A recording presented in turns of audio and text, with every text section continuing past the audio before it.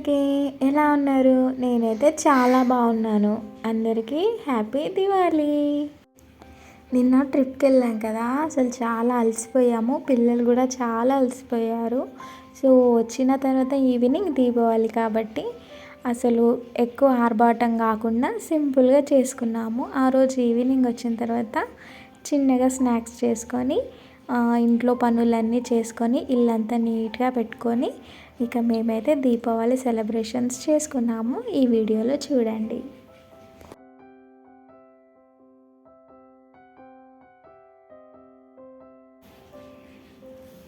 మన ఇల్లు ఎంత నీట్గా ఉండి ఎంత ప్రశాంతంగా ఉంటుందో మన మనసు కూడా అంతే ప్రశాంతంగా ఉంటుంది.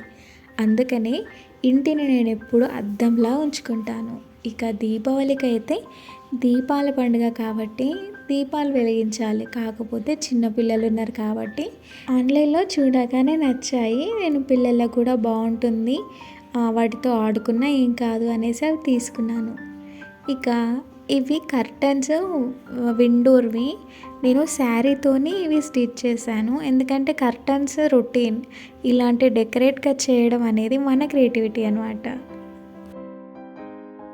ఇక్కడైతే సింక్ ఖాళీగా ఉండే, ఓన్లీ సింక్ అట్లానే వాషింగ్ మిషన్, వాల్పేపర్తో ఇదంతా డెకరేట్ చేసి ఒక మంచి లుక్ ఇచ్చాను. నాకు మా ఇంట్లో ఎక్కువ ఇష్టమైన ప్లేస్ అంటే బాల్కనీ. అసలు చాలా చిన్నగా ఉంటుంది కానీ అక్కడ అందరు కనిపిస్తారు. కొద్దిగా పైన ఉన్నాం కాబట్టి ఇంకా మంచిగా అనిపిస్తుంది. ఇక మొన్న యాదాద్రిలో నేను తీసుకున్న బొమ్మలు, నాకు దీపాలు లైటింగ్స్ అంటే చాలా ఇష్టం. అందుకే దీపావళి అంటే చాలా ఇష్టం. ఇల్లంతా మంచిగా డెకరేట్ చేశాను.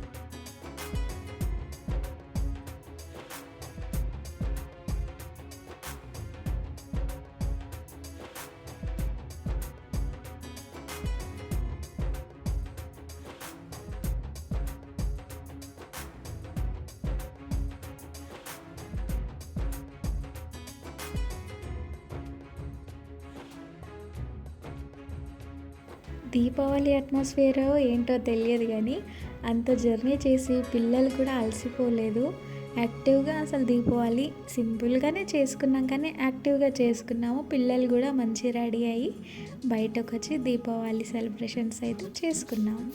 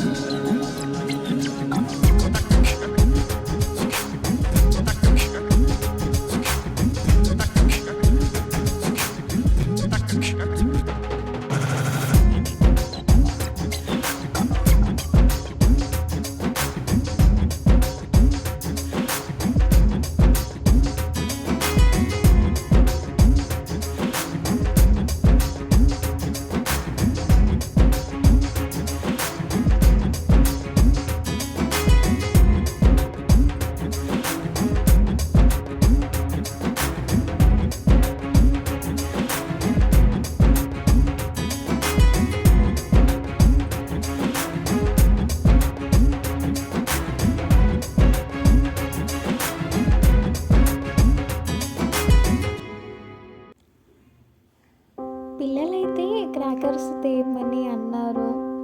బయట ఆ బాంబులు పేలుతుంటే చూసి ఎంజాయ్ చేశారు, కానీ మేము తీసుకొచ్చిన తర్వాత భయపడ్డారు. రండి నాన్న ఏం కాదు అన్నా కూడా వాళ్ళు పట్టుకోవడానికి కొద్దిగా భయపడ్డారు. కానీ మళ్ళీ అదే కంటిన్యూ అయితే బాగుండదు అనేసి నేను లైట్గా వానికి అప్పచెప్పిన. కాస్త భయం వదిలినట్టే అనిపించింది. స్వీట్స్ అవి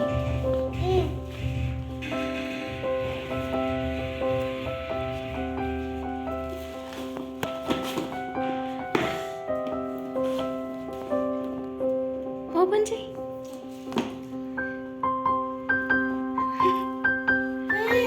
స్వీట్స్ అవి స్వీట్స్ నీకు రాదా? నీకు చేయనీకి? అయ్యో,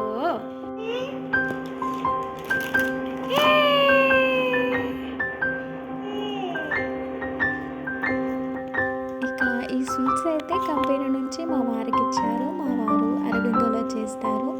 సో కంపెనీ వారికి అందరికీ థ్యాంక్స్ అండి.